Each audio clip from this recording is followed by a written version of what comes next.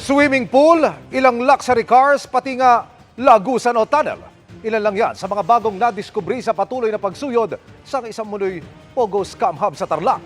Yan ang tinutukan ni Salima Refran. Exclusive.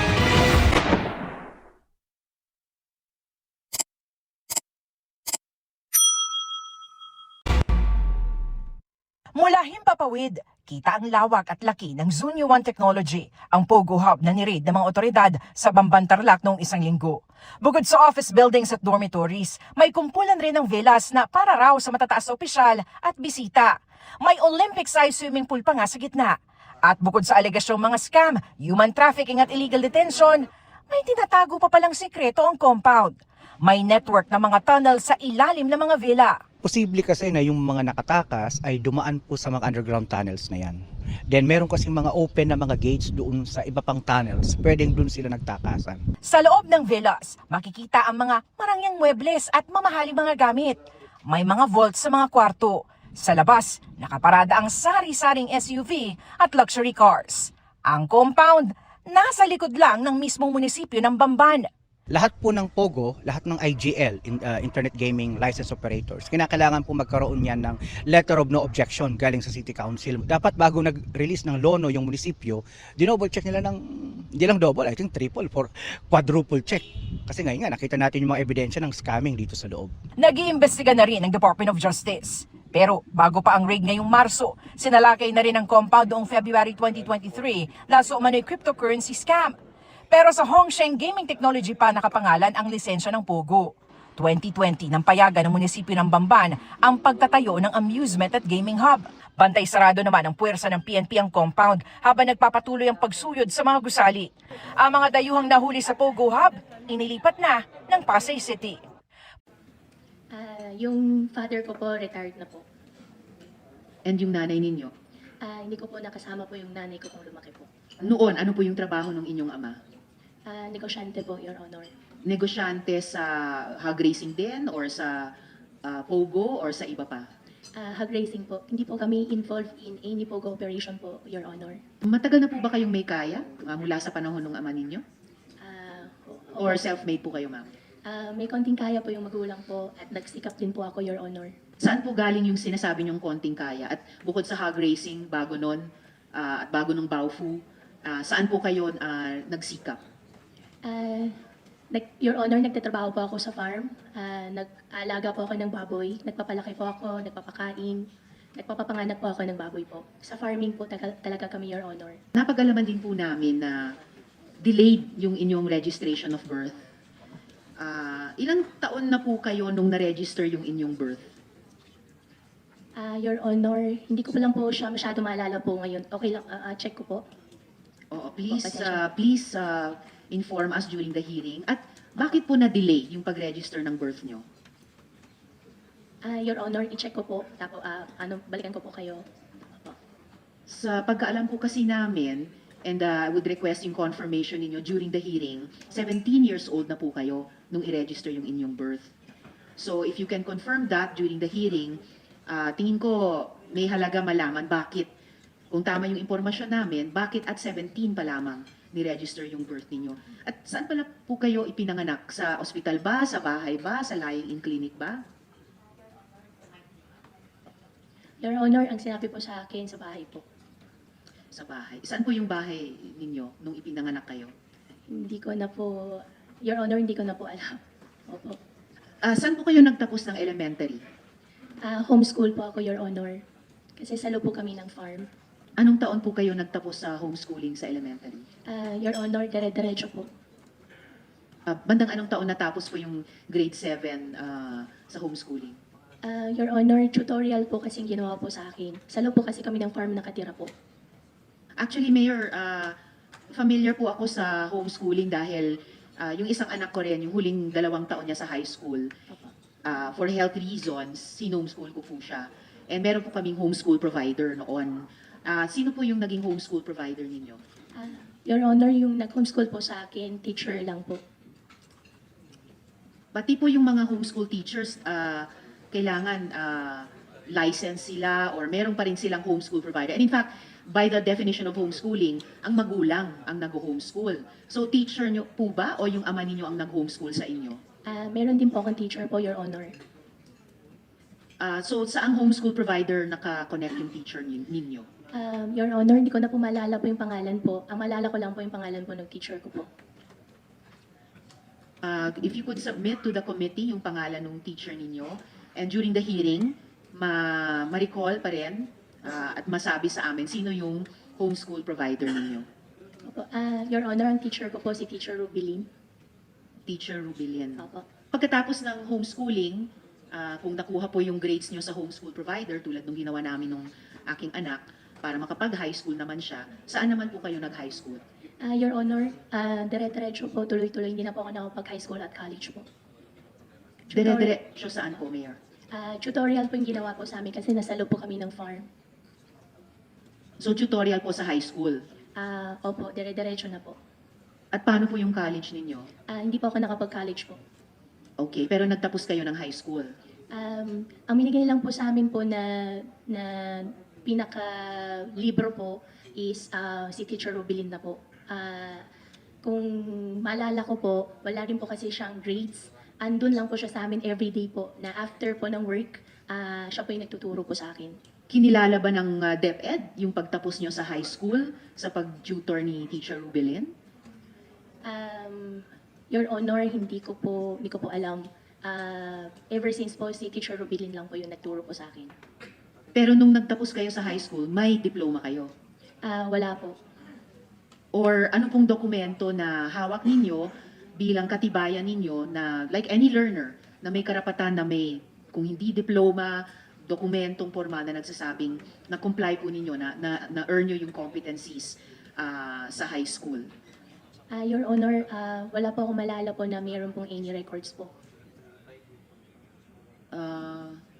Medyo nalalabuan ako ng konti sa ganyan dahil kahit bilang young person no, may karapatan kayo sa edukasyon, hindi lang sa edukasyon, pati yung katibayan ng nakamit ninyong edukasyon. About her personal background. No school records from grade school to college or grade school to high school. No hospital records dahil ipinanganak sa bahay. Di masagot kung ang mga kapareho nilang address ay kamag-anak nila or hindi. At bilang public servants, gaya ng sinabi ko na kanina, transparency ang isa sa pinakamahalagang katangian. Kaya nakakadismaya talaga ang mga sagot nila. Ngayon pa na may mga documentary evidence linking the local chief executive to crime-infested POGO operations in her own town. POGO operations that we now know are possibly connected to hacking. O baka pa nga sa mga tagapanood, may maghinala na baka naman interes ng ibang bansa ang patagon nilang isinusulong. And these are all serious questions we need clear answers to. But at least for now, isa ang maliwanag. Palayasin na ang mga POGO sa bansa. Kunin ko na rin ang oportunidad na manawagan kay Presidente na kung gusto nila talagang labanan ang mga krimen at banta sa ating pambansang seguridad, he will be well advised to ban POGOs now. Naipakilala po sila sa previous administration po. Yeah, pero dito sa document, klaro po kayo ang applicant in behalf of Ong Sheng. Opo, Your Honor, pero hindi po ako yung pumunta po para mag-apply po. Pero anong relationship niyo between you and Hong Sheng? Anong formal relationship po ninyo? Your Honor, wala po kami relationship po. Wala kayong formal relationship? Wala po. But yung resolution, nakasulat dito kayong applicant at binibigyan ng lono ang Hong Sheng. No? Your Honor, ako lang po yung tumulong, ako lang po yung nagtulay na ipakilala po sila sa previous administration po. That's your statement but the records say otherwise. Opo, pero hindi po Ito talaga po yung po formal document duly approved by the Sangguniang Pangbayan. Opo, Your Honor, pero hindi po talaga po ako pumunta para mag-apply Sige po. po. Anyways, iwan muna natin kasi ito yung formal records. Yun yung statement po ninyo. Your Honor, sorry po. I think may minutes po dapat sila for that na wala po talaga po ako doon. Hindi po ako yung nag-apply po. Hindi ko alam. Kung ako yung sanggunian, bakit ko ho i-approve na kayo ang applicant? Ibig ho sabihin yung lahat ng sanggunian ho, nagkamali ho sila? Your Honor, during that time po, hindi pa po ako mayor po. I know, hindi alam po. This is year 2020. Opo. Correct. Hindi pa ho kayong mayor. So ang punto ko lang naman, in-approve to ng sanggunian at alam ng mga sanggunian members, kayo yung applicant. Diba? Kung hindi ho kayo yung applicant, dapat tumayo ho isa dyan na sabi hindi ho siya yung applicant. Diba? Anyways, yan po yung formal records. We'll move to another topic na gusto kong itanong. Nasabi niyo ho kanina na parte kayo ng Baofu. Opo, Your Honor. When you say parte, may-ari ho kayo ng Baofu? Your Honor, ang sa akin lang po is the property lang po. But in the articles of incorporation, part ho kayo ng incorporators. Your Honor, opo. Opo. Ilang percent po? This is prior to your divestment. Opo, this is po. So, gaano kalaki po ang ownership niyo sa Baofu? Your Honor, yung property po, 50% po na sa akin po. Anong ownership niyo sa Baofu? Yun ang simple question. Ownership po. Oo. Ako po yung president po. You're the president kayo ng Baofu? Pero Opo, yung ownership niyo sa Baofu, ilan ang pagmay-ari niyo sa Baofu? Your Honor, nagumpisa po, explain ko lang po. Nagumpisa po. Opo. Nagumpisa po kami sa joint venture lang po. Nung bago pa ako nag-divest, gusto po nila na mag-additional po, mag-expand po ng building. However po, wala po akong mailabas po na pera. Kaya, But anong percentage ownership niyo sa Baofu? 50% So po. 50%. So you control 50% of the company. Tama? Before po ako nag-divest po. Oh, correct. So, ngayon, I'm trying to put this together. No? Si Baofu is the landowner. Tama? Opo, Your Honor. Si Hongsheng doon siya nakatayo sa Baofu. Your Honor, si Hongsheng po, nagre-rent lang po kay Baofu po. Sino may-ari ng building? Yung pag-ari po ng building po, Baofu po. Baofu ang nagpatayo lahat. Opo. Siya naglabas ng pera, siya kumuha ng contractor, siya nag-invest para magpatayo ng building na yon. Lahat ng nandoon, si Baofu may-ari, correct? Opo, Your Honor. Si Hongsheng is just leasing kay Baofu, Opo, Your Honor. correct? So, ang tanong ko ngayon, bakit kayo nag-represent kay Hongsheng kung nagli-lease lang siya? Bakit hindi si Hongsheng ang dumiretso at kumuha ng lono? Your Honor, that time po, nilapit ko po sila doon sa previous administration po. Hindi ko na rin po alam kung paano po nangyari po na naisama po yung pangalan ko po doon sa documents po. Pero hindi po talaga ako kasali po sa Hongsheng po.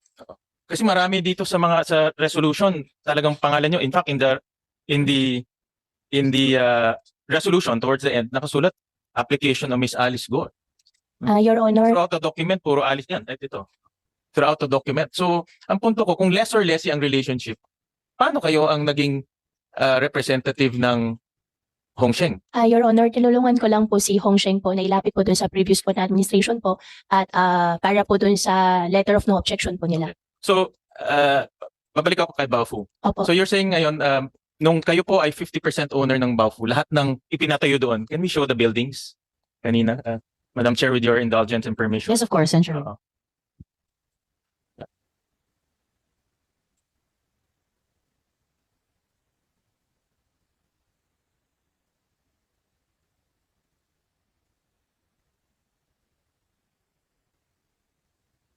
Yan.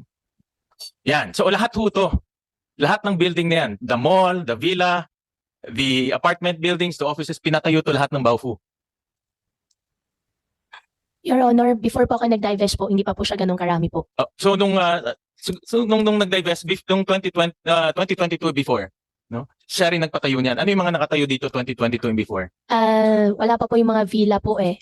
Foundation pa lang po halos. Okay, correct. Pero meron ng mall, Wala pa po. meron ng apartment buildings, As I believe so po, baka may structure na po. meron ng offices. Obviously meron dahil Opo, andun sa offices po, sure po, meron po. Magkano ang inilabas ni Baofu para ipatayo lahat itong mga struktura? Your Honor, hindi ko na po alam kung magkano po nailabas po ni Baofu kasi yung sa akin po lupa lang po. Yeah, but during your time, kasi 50% owner ka eh.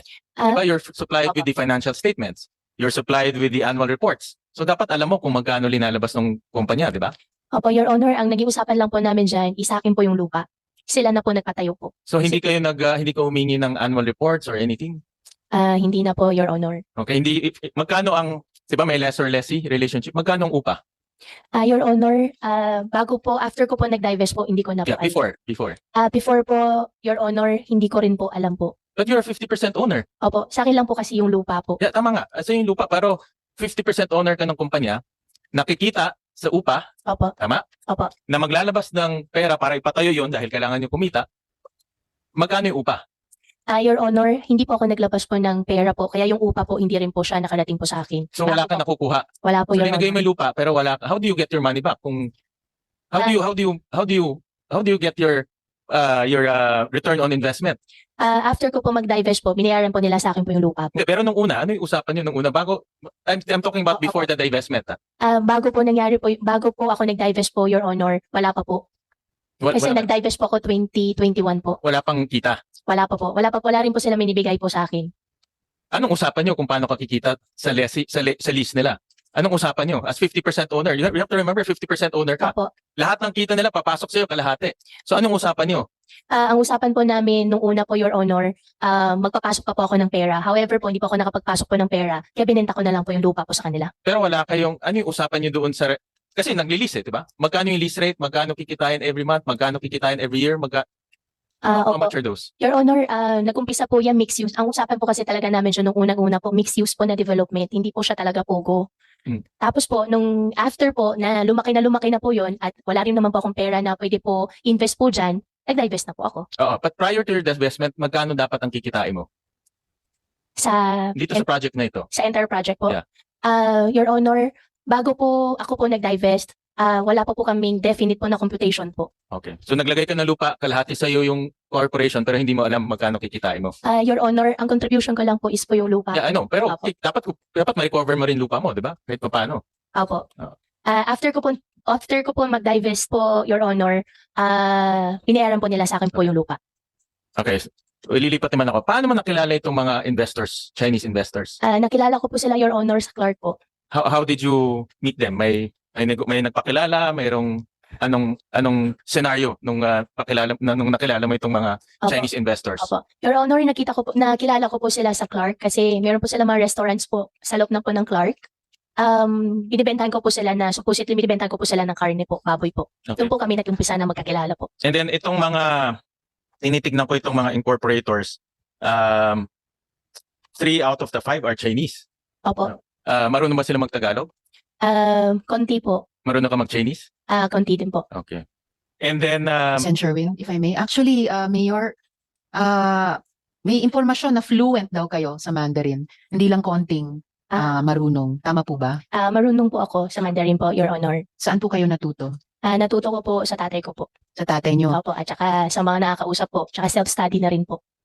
Homeschooled kayo pero natuto kayo Opo. sa ama ninyo at sa mga kausap nyo? Opo. Alright. Thank you, Sen. Sherwin. thank you. And then, may nagpakilala ba sa'yo dito sa mga investors? How's it scenario? Is it, ano ba yan? May socials ba? Sino nagpakilala sa'yo dito sa mga investors? Your Honor, nakilala ko po sila sa restaurants din po nila. Tapos po, binibentahan ko po sila ng baboy po. Kasi yun po yung negosyo ko po. Tapos doon na po nag-umpisa po, Your Honor. Okay, doon na nag-umpisa. Opo. And then, I think yung advantage mo is you can communicate with them. Yes po, isa I would na po assume. yun. Oo, isa. Opo. Okay. And then, how did you meet itong si Wang Jiyang? Siya po yung may-ari po ng restaurant po. Siya yung may-ari ng restaurant. Opo. Can we flash yung last slide? Last slide ng PAOK. Can we flash to muna? Itong incorporation papers. Yeah.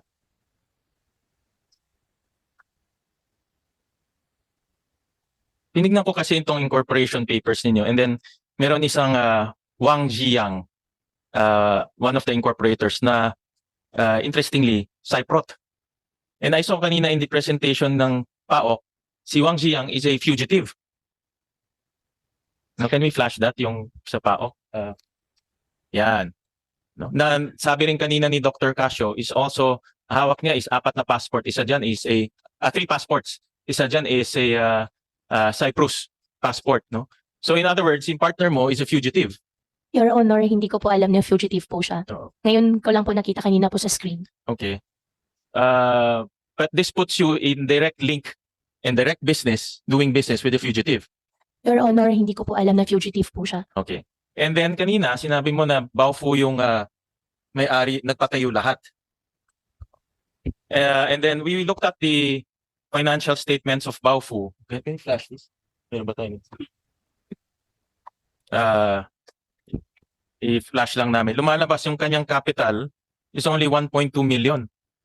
No? Ang asset niya is, I'll flash it, no, but I'll dictate it for now. 1.2 million in asset, 0 liabilities, 1.2 in equity. So paano siya nagpatayo ng ganong kalaking building na ang equity niya is only 1.2 million? Your Honor, hindi ko po alam. Treating you with all due respect bilang katrabaho namin sa gobyerno. Pero napapansin po namin yung ibang mga sagot ninyo na batay sa dokumento o batay sa common sense, whether kaugnay ng pagiging representative nyo sa Hongsheng na nandun sa dokumento ng munisipyo ninyo bago kayo mayor, or yung fact na alam niyo yung detalye nung hog racing business niyo dati, pero hindi niyo masabi yung usaping kaperahan dito sa Baofu na higit na napakalaking pera or other matters na mukhang hindi accurate or hindi makatotohanan ng pagkasagot. So I would really request the good mayor, hindi lang dahil pare-pareho tayong nagtatrabaho sa gobyerno and usually we show each other mutual respect, pero dahil din nanumpa kayo kanina na you will tell the truth in this hearing, to please be more candid with the committee.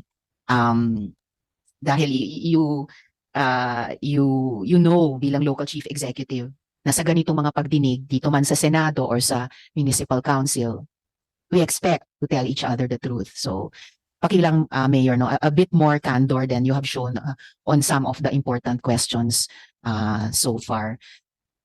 Kasi yung sinabi ni Sen. Sherwin kanina na ayaw natin na sino man ay, again, sabi din niya kanina, excuse the term, ginagago ang sino man, most of all tayo po dapat ay nagsasabi ng totoo sa isa't isa. So, a last couple of follow-up questions, Mayor. So, una, I need to ask, sa birth certificate po ninyo, yun pa, yung mga tanong kanina sa mga tao, sa birth certificate po ninyo, dalawa ang kapatid nyo at pangalawa kayo, middle child kayo, tama po? Your mic, ma'am. Your Honor, ang alam ko po, isa lang po ako sa nanay ko po. Okay, pero pag panghawakan ko pa rin yung kopya namin ng birth certificate ninyo, di umano doon sa birth certificate, dalawa ang kapatid nyo at pangalawa kayo, ano po yung pangalan ng mga kapatid nyo? Your Honor, ako lang po mag-isa po sa nanay ko po. Meron ba kayong mga kapatid o half-siblings sa ama ninyo? Sa ama po na half-siblings po, meron po. So ano pong mga pangalan ng mga half-siblings ninyo sa inyong ama? Chinese po sila. Anong mga pangalan po nila? Guo Xianglong. At ano pa yung isang pangalan? Your Honor, yan po. Isang pangalan lang po yun. Opo, Your Honor, yan lang po. And then yung isa pang pangalan ay? Guo Xianglong. So isang pangalan lang. So ano yung pangalawa? Dun sa dalawang half-siblings nyo sa ama nyo? Ang alam ko po, Your Honor, isa lang po siya. Isa lang. Opo, Your Honor. Babae po ba o lalaki? Lalaki po, Your Honor. Siya ba si Seymen Go? Hindi po, Your Honor. O magamat babae ito, siya ba si Sheila Go? Hindi po, Your Honor. So nasaan na po yung half-sibling yung iyon sa ama ninyo? May sariling family na po, Your Honor. Andito ba sila sa Pilipinas? Your Honor, sa ngayon po, wala po. Nasaan po sila? Ang alam ko po, nasa China po. Sa China. Alright, Mayor. Yung ama po ba ninyo ay Chino rin? Ang alam ko po sa tatay ko po ay half Chinese, half Filipino po. Half Chinese, half Filipino. Okay po. Ngayon, ma'am, may ito-flash po akong helicopter, RP-C1902, na kulay metallic gray. Sa inyo po ba ito? Metallic gray po, hindi po. So may chopper kayong ibang kulay. Your Honor, opo, pero naibenta ko na po. Anong kulay nung chopper ninyo? Your Honor, black po. Black. Kanino po ibinenta? Binenta ko na po sa isang British po na company po. Anong pangalan po ng British company? Your Honor, kunin ko lang po yung exact name po, ipoprovide ko po. Alright. Opo. So intayin po namin yun during this hearing. Actually, now that I look at it, metallic gray ba to or black ba to? Baka ito naman yung chopper nyo na ibinenta nyo sa British company. Mukhang metallic, mukhang itim na mukhang may pink stripes. Stripe? Opo, Ito po ba ang chopper nyo? Your Honor, black po siya. Yes. Itong photo ay pwedeng magmukhang black din. Ito ba ang chopper nyo? Kung itim ito tapos may pink stripe, ito ba yung chopper nyo dati? Opo, Your Honor, yan po yung chopper ko po dati. Akala ko po, sabi nyo kanina, lalo na ngayon post-COVID, mababa ang kita sa hog racing kasi unstable, fluctuating ang prices dahil sa African swine flu. Pero nakabili kayo noon ng chopper? Opo, Your Honor, before pandemic po. So anong taon nyo ibinili yung dati yung chopper? Kung maalala ko po, Your Honor, bago po 2018 po. So mga 2017. Baka mga 2018, 2019 po. To-double check ko po sa record ko po dati po, Your Ay, Honor. salamat. At kailan nyo binenta sa British company? Recently lang po. Anong taon po? This year po. 2024. Opo. Alright, salamat.